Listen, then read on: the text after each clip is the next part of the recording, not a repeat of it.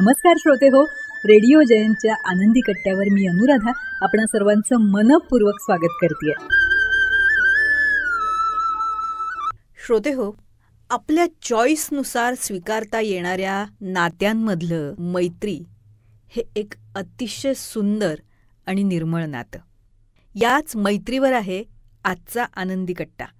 पुण्यात घडलेली खरी गोष्ट आहे ही.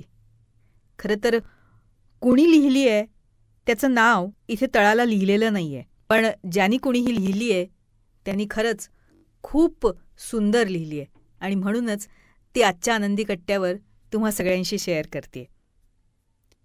सुमारे 7-8 महिन्यापूर्वी एका मुलानं इयत्ता 4थीमध्ये असताना शाळेतल्या त्याच्या वर्गातल्या मुलामुलींचा ग्रुप फोटो फेसबुकवर टाकला आणि आवाहन केलं की यात जे कोण आहेत ना त्यांनी संपर्क करा. मग काय, एका महिन्यात सुमारे 30-35 मित्रमैत्रिणी 40 वर्षांनी पुन्हा एकदा कनेक्ट झाले. पुढे व्हॉट्सअपवर ग्रुप झाला. सगळ्यांचे स्मार्टफोन मग दिवसभर किणकिणायला खणखणायला लागले. मग हा कुठे आहे, ती कुठे असते अशी शोधाशोध पण होत राहिली. हळूहळू बालपणीचा वर्ग स्मार्टफोनवर भरायला लागला. नंतर त्यांचं एक गेट टुगेदर पण झालं. बालपणीच्या वर्गमैत्रिणी नव्या रूपात भेटल्यानं आणि आता पुढेही भेटत राहतील या कल्पनेनं मुलं जास्त एक्सायटेड होती. एकदा ग्रुपवर कोणीतरी विचारलं, हल्ली मीना कुठे असते? दुसऱ्या दिवशी रिस्पॉन्स आला, मीना तिच्या घरीच बेडरिडन आहे. 5 वर्षांपूर्वी अर्धांगवायूच्या झटक्यामुळे विकल होऊन पडली आहे. तिला चालता पण येत नाही. नवरा आणि 2 मुलं हेच तिचं सर्व काही करतायत. ग्रुपमध्ये शॉक, मग सन्नाटा. मग 4-5 मित्रमैत्रिणीत पर्सनल मेसेजेसची देवाणघेवाण झाली. मग ग्रुपवर मेसेज आला की आपण मीनाला भेटायला जाऊया. सगळ्यांनी जाणं व्यवहार्य नव्हतं, म्हणून मग मीनाशी फोनवर आगाऊ वेळ ठरवून 10-12 मित्रमैत्रिणी तिच्या घरी गेले. तिच्या छोट्या घरात गेल्यावर आपली ही बालमैत्रीण अशी अंथरुणाला खिळलेली पाहून बराच वेळ सगळे निःशब्द होते. पण हीच कोंडी फोडायची होती. एकेकाने मग तिच्याशी संवाद सुरू केला, तिची चौकशी केली. अंथरुणावर पडून मीना भरभरून बोलत होती. तिचा चेहरा, तिचे डोळे सगळंच बोलत होतं. मैत्रिणींनी तिचा हात हातात घेतल्यावर मात्र मीनाचा बांध फुटला. ते आनंदाश्रू होते का तिला उठून बसता येत नाही याचं दुःख होतं, हे काही कळत नव्हतं. मात्र सगळ्यांचेच डोळे भरून आले.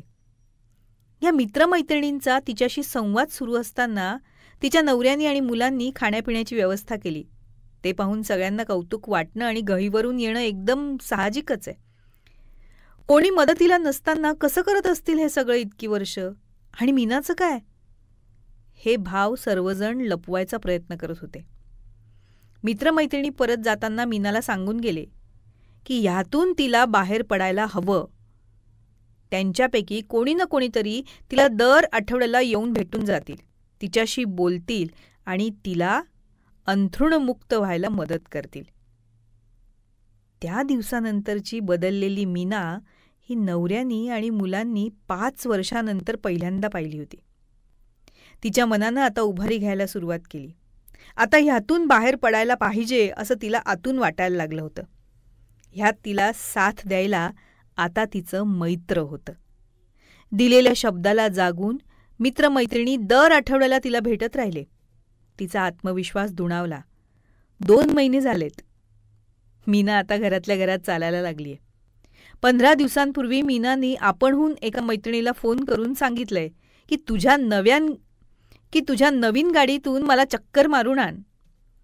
15 दिवसापूर्वी तुझ्या नवीन गाडीतून मला चक्कर मारून आण. मीनाच्या बरोबर गाडीतून सोबतीला कोणी जायचं यावरून ग्रुपवर प्रेमळ भांडणं सुरू झाली आहेत आता. मैत्रजीवांचे. श्रोते हो, तसं पण अशा मैत्रीमुळे मीनाचा आत्मविश्वास वाढला आणि तिच्या आयुष्याला एक नवीन अर्थ मिळाला. आणि खरोखर आपल्याही सगळ्यांच्या आयुष्यात असे मैत्रजीवांचे असावेच, हो ना? तेव्हा श्रोते हो, हा होता आनंदी कट्ट्यावरचा आजचा सुंदर विचार. तुम्हाला तो कसा वाटला याविषयीची तुमची कमेंट बॉक्समध्ये नक्की लिहा. आणि त्याचबरोबर रेडिओ जयंतचे दर्जेदार कार्यक्रम ऐकण्यासाठी रेडिओ जयंत लाईक करा, शेअर करा आणि सबस्क्राईब करा. रेडिओ जयंतचं सबस्क्रिप्शन फ्री आहे. आणि त्याचबरोबर नोटिफिकेशनसाठी बेल आयकॉनवर क्लिक करायला सुद्धा विसरू नका.